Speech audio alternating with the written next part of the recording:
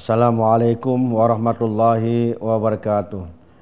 Alhamdulillah allazi an'amana bi ni'matin la tuhsa. Wassalatu wassalamu ala sayyidil mustafa wa rasulil murtada sayyidina wa nabiyyina wa maulana Muhammad wa ala alihi wa ashabihi allazina nalu martabatal ulya wa manzilatal quswa, amma ba'd. Para pemirsa yang dicintai dan dirahmati Allah Subhanahu wa taala, alhamdulillah puji dan syukur kita panjatkan kehadirat Allah Subhanahu wa taala. Pada hari ini kita dipertemukan kembali dalam kajian kitab Tuhfatul Raghibin karya Syekh Muhammad Arsyad bin Abdullah Al-Banjari. Seperti biasa para pemirsa, sebelum kita memulai kajian kita, mari terlebih dahulu kita bersama-sama membacakan Ummul Quran.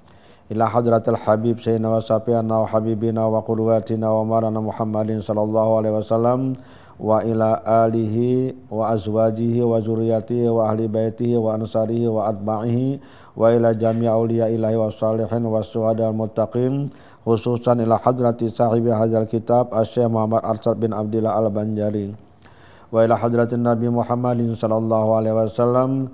Al-Fatihah. A'udzu billahi minasyaitonir rajim. Bismillahirrahmanirrahim. Alhamdulillahirabbil alamin arrahmanir rahim maliki yaumiddin. Iyyaka na'budu wa iyyaka nasta'in. Ihdinas siratal mustaqim. Siratal ladzina an'amta 'alaihim ghairil maghdubi 'alaihim waladdallin. Amin. Para pemirsa yang dirahmati Allah Subhanahu wa taala, hari ini kita melanjutkan kajian kita masih di halaman 16 kitab Tuhfatul Raghibin.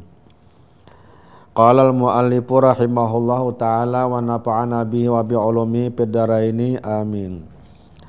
Syekh Muhammad Arsyad bin Abdullah Al-Banjari mengatakan, dan setengah mereka itu adalah i'tiqadnya bahwasanya segala perempuan umpama di sini upama perhumaan dan upama bunga-bungaan, maka harus kamu ambil barang sekehendak kamu dan harus watak dahulu daripada nikah. Maka i'tiqad yang demikian itu kufur karena mengharuskan zina yang ditegahkan ya firman Allah taala, wala taqrabu zina innahu kana fahisyatan wa maqtan wa sa'a sabila. Para pemirsa, di dalam surah Al-Isra tidak ada kata makta ya. Wala taqrabu zina innahu kana fahisyatan wa sa'a sabila. Yakni jangan kamu hampiri akan zina, bahwasanya adalah ia amat keji lagi dosa dan sejahat-jahat jalan. Kalau dalam surah Al-Isra bunyinya wala taqrabuz zina innahu kana fahisyatan wa sa'a sabila, tidak ada kata maktanya. Para misal dirahmati Allah Subhanahu wa taala, pada paragraf ini beliau Syekh Muhammad Arsyad Al-Banjari menginformasikan tentang i'tiqad yang dianut oleh kaum Khawarij. Dari ini masih kelompok Khawarij atau Kharijiyah. Apa keyakinan atau i'tiqad mereka? Mereka mengumpamakan perempuan atau wanita itu seperti perhumaan. Perhumaan ini maksudnya seperti sawah ya, seperti ladang. Dan umpama bunga-bungaan seperti bunga yang harus kamu ambil. Harus di sini bukan wajib, maksudnya harusnya boleh. Yang boleh kamu ambil barang sekehendak kamu. Jadi beliau mengatakan bahwa orang Khawarij atau orang Kharijiyah itu beriktikad perempuan itu bagaikan sawah, bagaikan ladang atau bagaikan bunga yang bebas saja diambil sekehendak kamu, dan harus watak dahulu daripada zina, dan boleh berhubungan intim sebelum dilakukan pernikahan. Jadi artinya membenarkan hubungan intim laki perempuan sebelum nikah. Nah, ini namanya zina. Jadi dengan kata lain yang lebih ekstrim lagi, dia membenarkan perzinaan karena sebelum nikah dilakukan. Nah ini kata beliau, etikat ini adalah etikat yang tidak benar, etikat ini etikat yang kufur karena mengharuskan zina, membolehkan zina maksudnya. Dalil yang beliau sampaikan di sini adalah firman Allah Subhanahu wa taala, wala taqrabuz zina innahu kana fahisyatan wa maqta wa sa'a sabila. Ini yang tertulis di dalam kitab ini, yakni jangan kamu hampiri akan zina, bahwasanya adalah ia amat keji lagi dosa dan sejahat-jahat jalan. Yang saya sampaikan tadi, kalau kita lihat dalam surah Al-Isra ayat 32 tidak ada kata maktannya. Tapi a'udzubillahi minasyaitonirrajim, bismillahirrahmanirrahim, wala taqrabuz zina innahu kana fahisyatan wa sa'a sabila. Janganlah engkau mendekati zina karena sungguhnya zina itu amat keji dan sejahat-jahat jalan gitu ya. Jalan yang paling buruk. Di dalam ayat ini sangat tegas dan sangat jelas larangan dari Allah mendekati zina. Jadi mendekati saja sudah dilarang, apalagi masuk ke dalam perzinaannya. Maka perzinaan lebih dilarang lagi. Ini dipertegas oleh sekian banyak juga hadis Nabi Sallallahu Alaihi Wasallam yang menyatakan keharaman perlakuan zina atau berbuat zina. Bahkan dikatakan di sini fahisatan wasa'a sabila, perbuatan yang sangat buruk, perbuatan yang sangat keji dan jalan yang paling tidak baik, jalan yang paling jahat, sejahat-jahat jalan. Itu istilah beliau itu. Para misal yang dirahmati Allah Subhanahu wa taala, para ulama sepakat bahwa perzinahan itu hukumnya haram.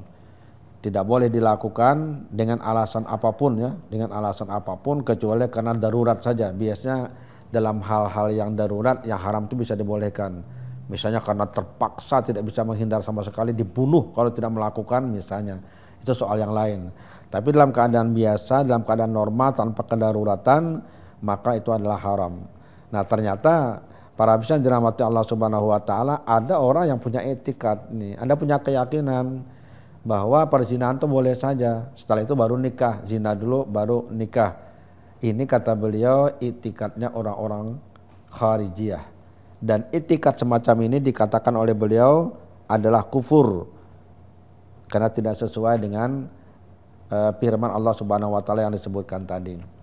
Jadi artinya etikat yang dianut oleh kaum Kharijiyah tentang ini itu adalah etikat yang kufur atau etikat yang tidak benar.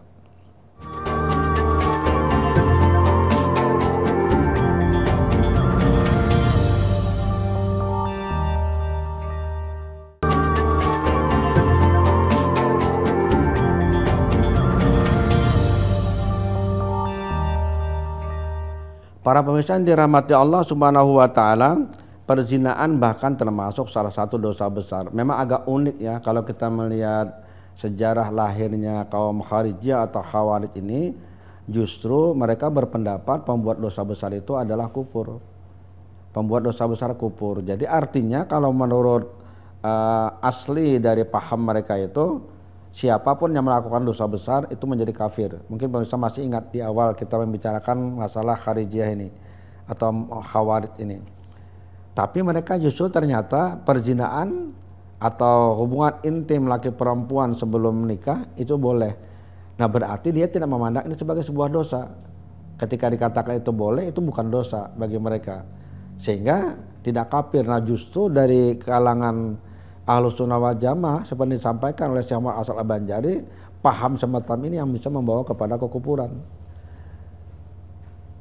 Karena apa? Karena sangat jelas keharamannya.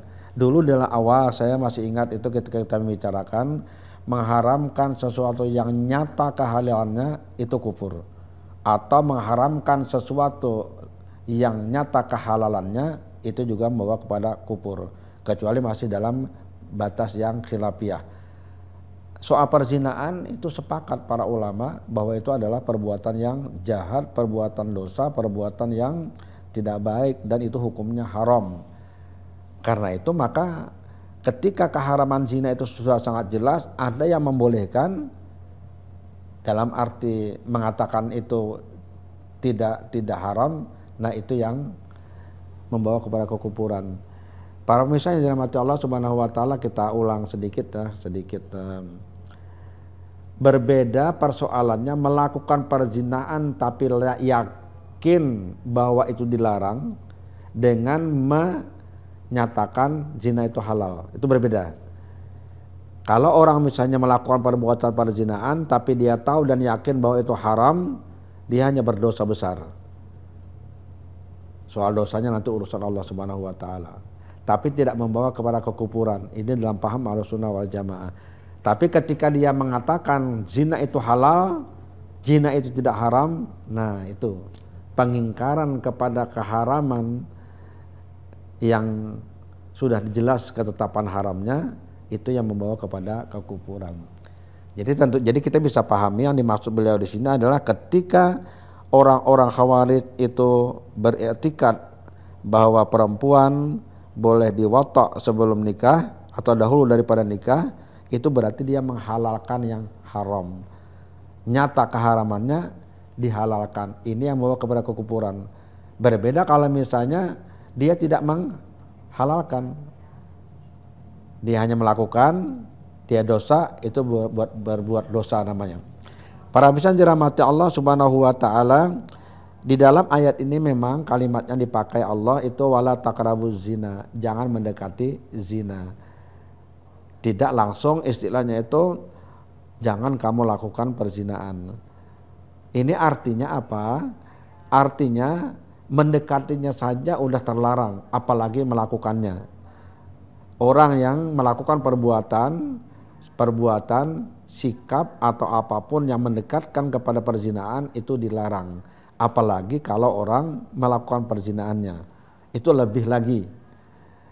Itu adalah terlarang. Karena itulah seperti saya sampaikan tadi, ulama sudah sepakat, nih jumhur, ini ulama sepakat bahwa perzinahan itu adalah hukumnya haram. Makanya kita ada lembaga, namanya lembaga pernikahan. Pernikahan itu secara resmi, seorang laki-laki, seorang perempuan boleh bergaul dalam rumah tangga kalau sudah resmi sebagai suami istri. Tidak terlarang lagi, silakan. Lembaga pernikahan inilah yang menjadi salah satu sunnahnya Nabi besar Muhammad SAW.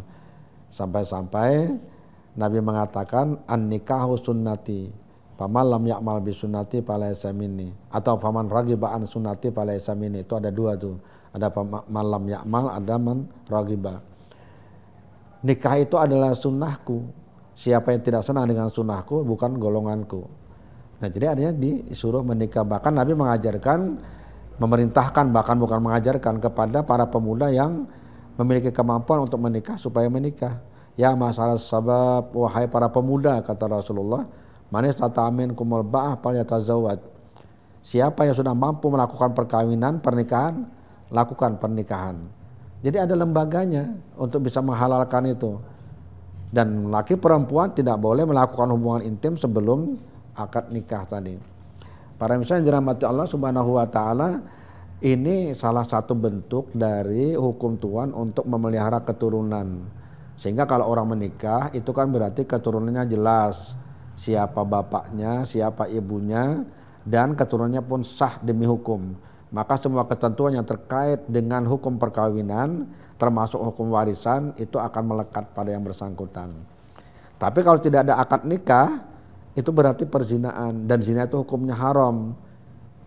Nah, termasuk kumpul kebo itu, apalagi kalau ini kan cerita beliau ini adalah orang yang belum menikah tapi sudah melakukan hubungan intim, kemudian baru nikah. Ini tidak nikah sama sekali sampai bertahun-tahun, misalnya dia punya anak, bahkan dia punya cucu. Para misalnya dirahmati Allah Subhanahu wa taala, secara hukum dalam Islam kumpul kebo semacam ini, pertama itu adalah zina, itu adalah terlarang, dan kedua anak-anak yang dilahirkan dari pasangan ini adalah anak yang tidak benar atau anak yang tidak sah demi hukum, sehingga dia tidak punya hubungan hukum terutama dengan bapaknya, tidak ada warisan di situ.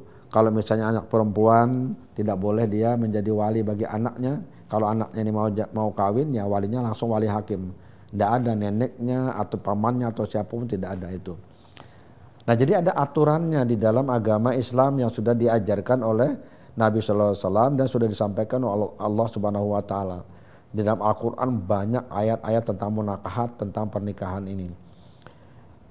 Para pemirsa dirahmati Allah Subhanahu wa taala, kenapa nikah itu menjadi sebuah lembaga yang disyariatkan dalam agama? Ya sekali lagi untuk memelihara keturunan.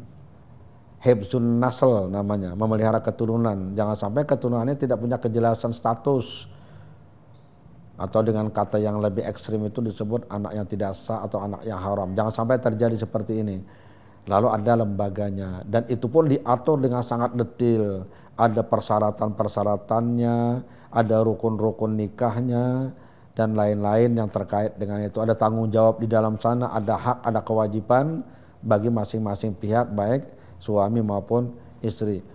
Dalam konteks dengan soal pernikahan termasuk lengkap aturan yang diberikan oleh Allah Subhanahu wa taala dan Nabi besar Muhammad sallallahu alaihi wasallam.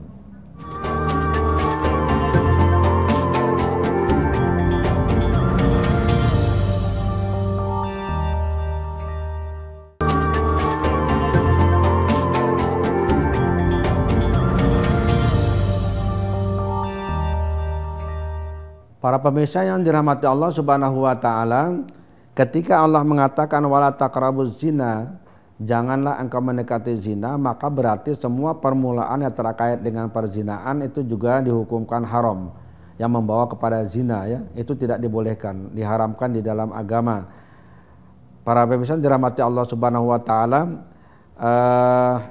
dalam kaidah fikih juga disebutkan ya, al aslu fil idham at-tahrim. Semua yang terkait dengan persoalan seksualitas pada dasarnya itu hukumnya haram. Jadi membawa kepada hal-hal yang dapat membawa kepada perzinaan itu juga adalah sesuatu yang haram. Ini sebabnya maka di dalam agama kita itu lalu ada aturan-aturan yang mengatur agar manusia jangan sampai terjerembab atau masuk ke dalam perbuatan yang hina dan tercela ini. Ketika Allah mengatakan innahu kana fahisatan, itu sangat buruk, sangat keji, wasa'a sabila, dan jalan yang paling buruk, jalan yang paling jahat, maka siapapun yang melakukannya tentu akan mendapatkan hukuman yang sangat berat dari Allah Subhanahu wa taala.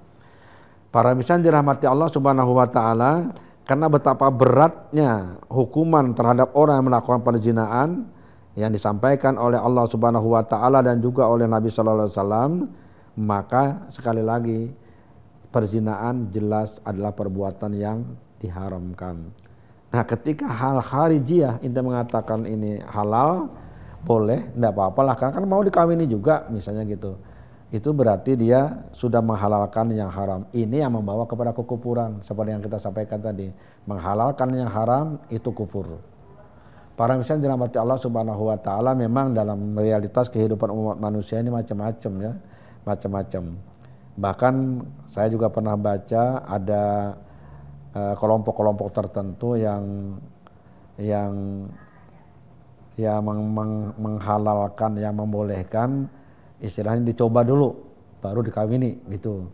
Bahkan ada yang unik lagi, saya tidak ingin menyebut ya kelompok apa atau suku apa, karena kita pernah baca ada satu kelompok yang bahkan si laki-lakinya diuji coba oleh bibi-bibinya dulu. Jadi sebelum dia kawin atau kumpul dengan istrinya, si laki-lakinya harus diuji dengan bibinya dulu. Bagaimana? Jadi bibinya yang melayani dia, baru kemudian kalau dianggap lulus semacam ujian, baru dia dibolehkan kepada ponakannya. Tapi insya Allah itu bukan Islam ya, kira-kira yang melakukan bukan Islam. Tapi itulah realitas dalam kehidupan umat manusia di alam semesta ini. Persoalan ini dijadikan sebagai seolah-olah permainan. Bahkan kalau istilah beliau di sini, perempuan diumpamakan sebagai perhumaan. Perhumaan itu maksudnya sawah tadi ya, atau sebagai bunga yang bebas saja kamu mau sekehendak kamu kata beliau mengambilnya. Nah, ini sama sekali tidak benar. Allah Subhanahu wa taala sangat menghormati perempuan. Allah Subhanahu wa taala mengangkat harkat dan martabat perempuan. Bahkan dalam Al-Quran ada surah khusus untuk perempuan disebut surah An-Nisa. Beda kalau zaman jahiliyah itu memang kalau kita baca riwayatnya sangat dihinakan ya. Bahkan seperti barang yang bisa dihadiahkan, yang bisa dipindah tangankan, yang bisa diperjualbelikan. Bahkan dalam hal tentu malah dibunuh kalau anak perempuan yang lahir kan dianggap aib bagi keluarga. Nah, cerita-cerita tentang itu menunjukkan betapa kedudukan perempuan pada waktu itu sangat rendah. Nah kalau Khawarij atau Kharijiyah berpaham seperti yang kita baca ini, berarti dia sama saja dengan menjadikan perempuan sebagai barang yang bisa dilakukan apa saja. Dia kembali ke masa jahiliyah. Itu agak aneh memang. Tapi kenyataan seperti yang beliau tulis dalam kitab ini ya seperti itu. Kenyataan seperti itu. Dalam dunia modern, dan Rasulullah adalah modernis, betul, memodernisasi dalam berbagai kehidupan umat manusia, dimodernisasi oleh Nabi SAW, termasuk pengangkatan harkat dan martabat wanita tadi. Makanya ketika Allah juga mengatakan wala taqrabuz zina, jangan kamu mendekati zina, maka perbuatan pelecehan apapun yang mengarah kepada zina terhadap perempuan itu menjadi terlarang jadinya. Maka kehormatan perempuan pun itu terjaga dengan baik, sampai-sampai pakaiannya pun diatur. Bahkan bukan Nabi saja yang mengatur, Al-Quran yang mengatur. Kenapa harus menutup seluruh anggota tubuhnya kecuali muka dan telapak tangan? Itu juga dalam rangka penghormatan dan pemberian kemuliaan kepada perempuan. Supaya jangan sampai terjadi ini, perzinahan yang terlarang tadi. Karena kalau terjadi perzinahan yang paling menderita itu adalah perempuan. Apalagi kalau dia sampai hamil, seperti yang dalam cerita ini, tidak tiba-tiba laki-lakinya tidak jadi mengawini, maka yang akan menanggung semuanya adalah perempuan. Aibnya pun juga aib yang paling berat dirasakan itu oleh kaum perempuan. Kalau dia hamil di luar nikah, itu luar biasa aibnya.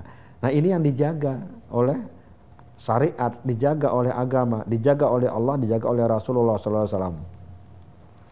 Pemirsa mungkin sering mendengar, masih ingat ya, manusia yang paling mulia dan sangat agung pun yang ketika dituding oleh masyarakat dia melakukan perzinahan itu luar biasa. Siapa itu? Sayyidah Maryam, ibundanya Isa alaihissalam. Itu kan sampai dikucilkan oleh masyarakat, dihina, dicaci, dimaki karena melahirkan anak Nabi Isa alaihissalam tanpa ada bapaknya. Padahal itu atas kehendak Allah Subhanahu wa taala. Allah lah yang memerintahkan kepada Maryam untuk mengandung anak tanpa suami. Tapi sampai-sampai dia dihina, dicaci dan dimaki itu. Coba kalau pemirsa mau baca surah Maryam, sedih rasanya kita mendengar ceritanya itu. Beliau sampai menangis dan menangis, tapi karena dilarang oleh Allah berbicara, beliau tidak bicara. Ketika orang menuding, "Hei Maryam, bapakmu orang yang baik, ibumu orang yang baik, tapi kamu kenapa melahirkan anak tanpa?" Lalu beliau tidak menjawab karena Allah perintahkan jangan jawab. Beliau hanya nunjuk, memberi isyarat kepada anak yang digendong ini. Lalu mereka bertanya, bagaimana kami bisa bicara dengan anak kecil yang masih bayi seperti ini? Pada saat itulah Nabi Isa yang masih digendongan itu mengatakan, qala inni Abdullah, aku adalah hamba Allah Subhanahu wa taala. Nabi Isa yang masih bayi bisa bicara. Baru kaget orang semua bahwa ternyata Maryam adalah benar. Ya seperti itulah para pemirsa, betapa luar biasanya soal perzinahan, sampai orang-orang yang baik seperti Maryam pun ketika dituduh berzina jadi heboh dan geger jadinya. Para pemirsa yang dirahmati Allah Subhanahu wa taala, di akhir pertemuan kita seperti biasa kita berdoa mudah-mudahan Allah memelihara kita dari perbuatan dosa dan maksiat, dari perbuatan hina dan tercela. Semoga Allah pelihara ucapan kita, perbuatan kita dan juga hati kita dari hal yang menjauhkan kita dari Allah Subhanahu wa taala. Ala hadin niyah wa likulli niyatin salihah wa ila hadratin Nabi Muhammadin sallallahu alaihi wasallam. Al-Fatihah. A'udzu billahi minasyaitonir rajim. Bismillahirrahmanirrahim. Alhamdulillahi rabbil alamin arrahmanir rahim maliki yaumiddin iyyaka na'budu wa iyyaka nasta'in ihdinas siratal mustaqim siratal ladzina an'amta 'alaihim ghairil maghdubi 'alaihim waladdallin amin. Amin amin ya rabbal alamin. Bismillahirrahmanirrahim. Alhamdulillah rabbil alamin. Allahumma shalli wa sallim wa barik ala asyrafil anbiya'i wa mursalin sayyidina wa habibina wa qudwatina wa maulana Muhammadin wa ala alihi wa sahbihi ajma'in. Allahumma ighfir lana wa li walidina warhamhum kama rabbawna shighara wa li jami'il muslimina wal muslimat wal mu'minina wal mu'minat al ahya'i minhum wal amwat bi rahmatika ya arhamar rahimin. Allahumma anfa'na bima 'allamtana wa 'allimna ma yanfa'una wa zidna ilma. Allahumma arzuqna min sulumatil wahmi wa akrimna binuril fahmi waftahna ababal ilmi wa zaina bil akhlaqil hasanah wa hamdi birahmatika ya arhamar rahimin.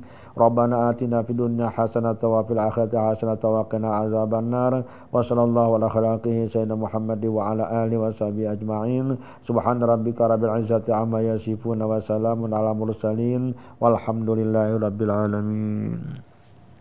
Assalamualaikum warahmatullahi wabarakatuh.